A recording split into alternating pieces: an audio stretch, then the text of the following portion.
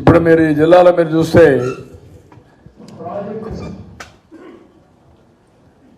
Start చేశాం.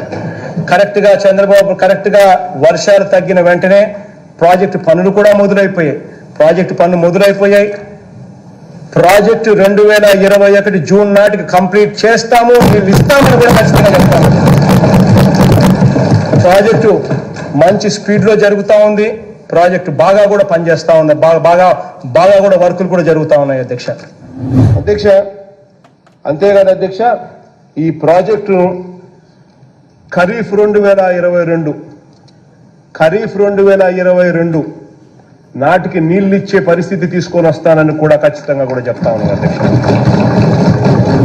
అధ్యక్ష, ఆ అవరోధాలన్నీ కూడా అధిగమించి ఈ ప్రాజెక్టును 2023 ఖరీఫ్కు కల్లా ఈ ప్రాజెక్టు పూర్తి చేస్తామని చెప్పి చెప్తా ఉన్నాను.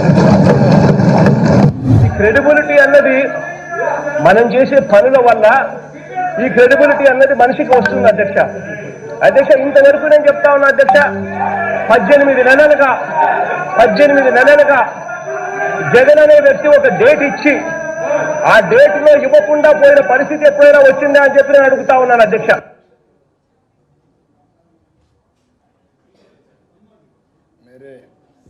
2022 ఖరీఫ్ నాటికి పోలవరం ప్రాజెక్టు ఎట్టి పరిస్థితుల్లోనూ చేస్తాము అని చెప్పి ఈ వేదిక మీద నుంచి సవినయంగా తెలియజేస్తా ఉన్నాను. షెడ్యూల్ ప్రకారం 2021 డిసెంబర్కి పోలవరం పూర్తి కావాలి, తప్పకుండా పూర్తవుతుంది. 1% తొందర ఎందుకన్నా, ఎందుకు తొందర, వెయిట్. మేము ఆ రోజే చెప్పాం, we will complete this project by 2021 December. We are committed to it. We will finish it. ఎందుకు తొందర? 2021 డిసెంబర్కి మేము కంప్లీట్ చేస్తామన్నా. ఎవరు చెప్పేవాళ్ళు బ్రదర్? మళ్ళీ నేను చాలా సందర్భాల్లో నేను విజయవాడలో మా ఆంధ్రప్రదేశ్లో పెట్టినప్పుడు కూడా చెప్పాను సార్. మరొక్కసారి మీ ద్వారా చెప్తున్నాను, మీకు అందరికీ కూడా చెప్తున్నాను, మనం ఫ్యాక్ట్స్ మాట్లాడుకుందాం. పోలవరం ఎప్పుడు పూర్తి అవుతుంది? తొందరలో పూర్తి చేస్తాం, బాగానే ఉంది. You cannot say date, you cannot say year.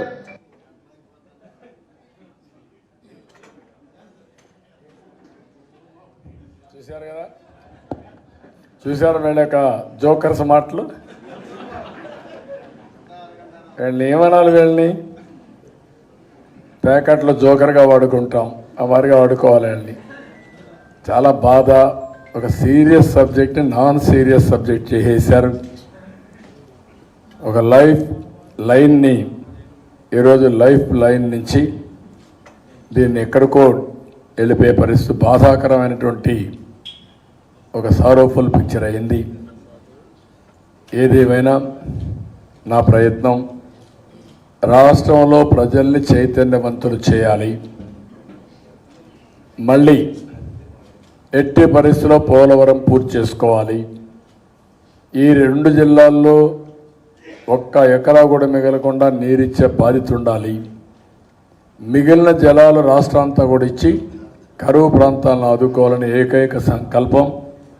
నదుల అనుసంధానం, ఈ నదుల అనుసంధానానికి కూడా శ్రీకారం చుట్టిన తెలుగుదేశం పార్టీ. మొట్టమొదటిసారిగా ఎన్టీఆర్ వచ్చినప్పుడు పెన్నాకు నీళ్లు వెళ్ళేటి కాదు, కృష్ణా నీళ్లు.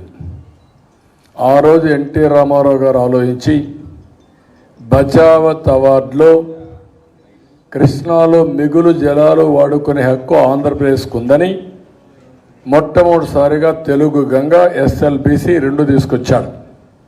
తెలుగు గంగ రాయలసీమకి, ఎస్ఎల్బిసి తెలంగాణకి, నల్గొండ ఖమ్మం జిల్లాలు తీసుకొచ్చారు. అక్కడి నుంచి అంద్రినీవ, ఇంకో పక్క ముచ్చుమురు, ఇవన్నీ వచ్చాయి. ఈరోజు నేను తీసుకొచ్చింది గోదావరి నీళ్లు తీసుకుపోయి కృష్ణానదికి కలిపాం. ఇప్పుడు గోదావరి నీళ్లు పెన్నాకు కూడా కలిపే అవకాశం ఉంది. వంశధార నీళ్లు గోదావరికి వచ్చే అవకాశం ఉంది. గోదావరి వంశధారలో కూడా పుష్కలంగా నీళ్లు ఉన్నాయి.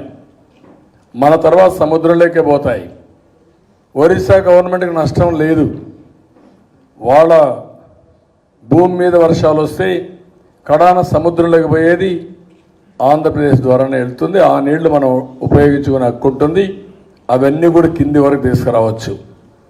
ఇలాంటి ఒక మంచి సంకల్పంతో వచ్చాం. ఈరోజు మళ్ళీ ప్రాజెక్టు చూస్తున్నాం. ఈ రాష్ట్రంలో అందరికంటే ఎక్కువ బాధపడే వ్యక్తిని నేనే. ఎందుకంటే ఒక ప్యాషన్గా చేశా. ఎప్పుడో ఒకరోజు గడ్కరీ వాళ్ళ ఊర్లో ఉన్నాడు, నాగపూర్లో. పండగ రోజు ఆయన ఇంటికి వెళ్ళి అప్పుడు కూడా రిక్వెస్ట్ చేసి అక్కడి నుంచి నేనేదో విదేశాలకు వెళ్తా ఉంటే మళ్ళీ టూర్లో వెళ్ళా. ఎన్నోసార్లు గవర్నమెంట్ ఆఫ్ ఇండియాలో జైట్లీ ఉన్నప్పుడు కూడా ఆర్గ్యూ చేశాను. ఈ ప్రాజెక్టు యొక్క ప్రాముఖ్యత, చట్టంలో ఉండే వివరాలన్నీ కూడా, మీరు కూడా సుప్రీంకోర్టు లాయరు, నేను ఒకటే చెప్తున్నా, నేను యాక్ట్ చదువుతున్నా, పాయింట్ బై పాయింట్ ఎక్స్ప్లెయిన్ చేస్తా. మీరు ఏ దీంట్లో ల్యాండ్ ఎక్విజిషన్ డబ్బులు ఇవ్వము అనేది కానీ, ప్రాజెక్టు డబ్బులు ఇవ్వలేము అనడానికి ఆస్కారం ఉందని మీరే చెప్పండి. ఒక సుప్రీంకోర్టు లాయర్గా మీకు అనుభవం ఉంది కాబట్టి మీరు చెప్తే నేను కూడా కన్విన్స్ అవుతున్నాను. అన్నీ చెప్పిన తర్వాత ఒకే మాట అన్నాడు, నేను నీతో ఆర్గ్యూ చేయడానికి ఇక్కడ సిద్ధంగా లేను, ఆర్గ్యుమెంట్ లేదని. రాత్రంతా ప్రిపేర్ అయ్యాను. ఇక్కడే బొమ్మ ఉన్నాడు ఆయన, మా ఆఫీసర్లందరినీ పెట్టి రాత్రంతా ప్రిపేర్ చేయించి మార్నింగ్ అన్నీ అండర్లైన్ చేసుకొని నేనే ఆర్గ్యూ చేశా.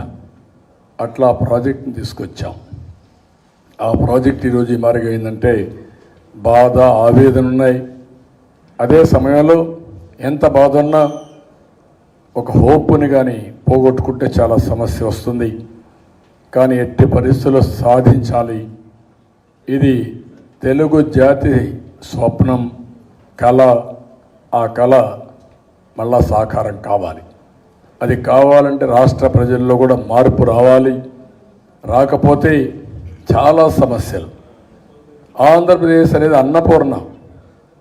సమైక్య ఆంధ్రప్రదేశ్, తెలంగాణ కానీ ఆంధ్రప్రదేశ్ రెండు అన్నపూర్ణ అయితే, తెలంగాణలో ప్రాజెక్టులు ఎక్కువగా లేవని ఎప్పుడూ ఇది ఉండేది. నేనే తీసుకొచ్చాను. అక్కడ అన్ని ప్రాజెక్టులు పెట్టింది ఎన్టీఆర్, నేను వచ్చినాకనే పెట్టాం. ఇక్కడ ఎట్టొచ్చాయో ప్యారలల్గా అక్కడ కూడా వచ్చాయి. దేవాదులు లిఫ్ట్ ఇరిగేషన్ నేనే తీసుకొచ్చాను. కల్వకుర్తి లిఫ్ట్ ఇరిగేషన్ తీసుకొచ్చాను. కృష్ణా జిల్లా డెల్టా ఆధునీకరణ పేరుతో ఆ రోజు ఏదైతే అక్కడ ఉండే నెట్టెంపాడు కానీ భీమా కానీ వీటికన్నిటికి నీళ్లు ఇచ్చి, అష్యూర్డ్ వాటర్ ఇచ్చి, క్లియరెన్స్లు ఇప్పించి ప్రాజెక్టులు స్టార్ట్ చేశాం. ఈరోజు మనం చూస్తూ ఉంటే ఆంధ్రప్రదేశ్లో సంవత్సరం ఆయకట్టు తగ్గుతూ ఉంది. వరి ధాన్యం ఉత్పత్తి తగ్గిపోతూ ఉంది. తెలంగాణలో వరి ధాన్యం ఉత్పత్తి పెరుగుతూ ఉంది, ఆయకట్టు పెరిగిపోతూ ఉంది. ఎవరు కారణం దీనికి? ఈ 5 ఏళ్ళు. ఇప్పుడు మీరు ఈ జిల్లాలో మీరు చూస్తే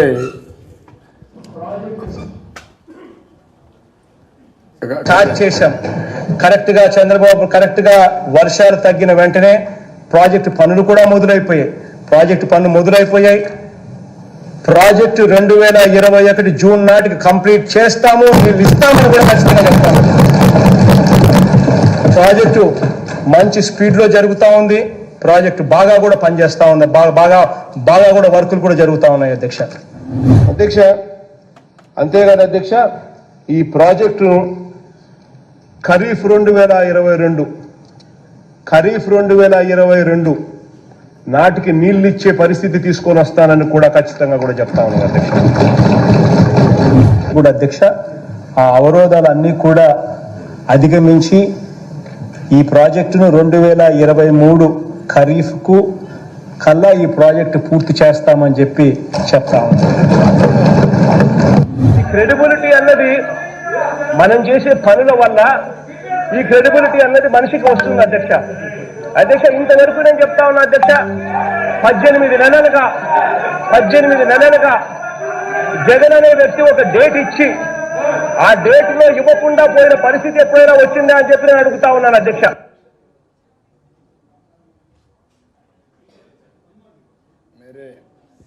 2022 ఖరీఫ్ నాటికి పోలవరం ప్రాజెక్టు ఎట్టి పరిస్థితుల్లోనూ చేస్తాము అని చెప్పి ఈ వేదిక మీద నుంచి సవినయంగా తెలియజేస్తా ఉన్నాను.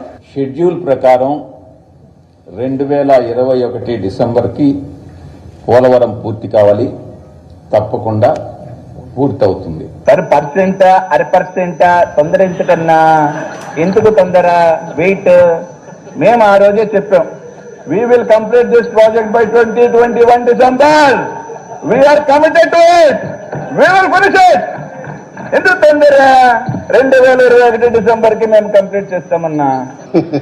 ఎవరు చెప్పేవాళ్ళు బ్రదర్? మళ్ళీ నేను చాలా సందర్భాల్లో నేను విజయవాడలో మా ఆంధ్రప్రదేశ్లో పెట్టినప్పుడు కూడా చెప్పాను సార్, మరొక్కసారి మీ ద్వారా చెప్తున్నాను, మీకు అందరికీ కూడా చెప్తున్నాను, మనం ఫ్యాక్ట్స్ మాట్లాడుకుందాం.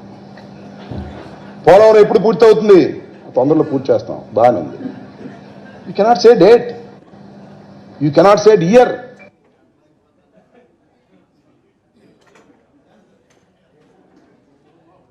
చూశారు కదా, చూశారు వీళ్ళక జోకర్స్ మాటలు. వీళ్ళని ఏమనాలి? వీళ్ళని ప్యాకెట్లో జోకర్గా వాడుకుంటాం, ఆ వారిగా వాడుకోవాలి వీళ్ళని. చాలా బాధ. ఒక సీరియస్ సబ్జెక్ట్ని నాన్ సీరియస్ సబ్జెక్ట్ చేసేశారు. ఒక లైఫ్ లైన్ని ఈరోజు లైఫ్ లైన్ నుంచి దీన్ని ఎక్కడికో వెళ్ళిపోయే పరిస్థితి, బాధాకరమైనటువంటి ఒక సారోఫుల్ పిక్చర్ అయింది. ఏదేమైనా నా ప్రయత్నం రాష్ట్రంలో ప్రజల్ని చైతన్యవంతులు చేయాలి. మళ్ళీ ఎట్టి పరిస్థితిలో పోలవరం పూర్తి చేసుకోవాలి. ఈ 2 జిల్లాల్లో ఒక్క ఎకరా కూడా మిగలకుండా నీరిచ్చే బాధ్యత ఉండాలి. మిగిలిన జలాలు రాష్ట్రాంతా కూడా ఇచ్చి కరువు ప్రాంతాలను ఆదుకోవాలని ఏకైక సంకల్పం.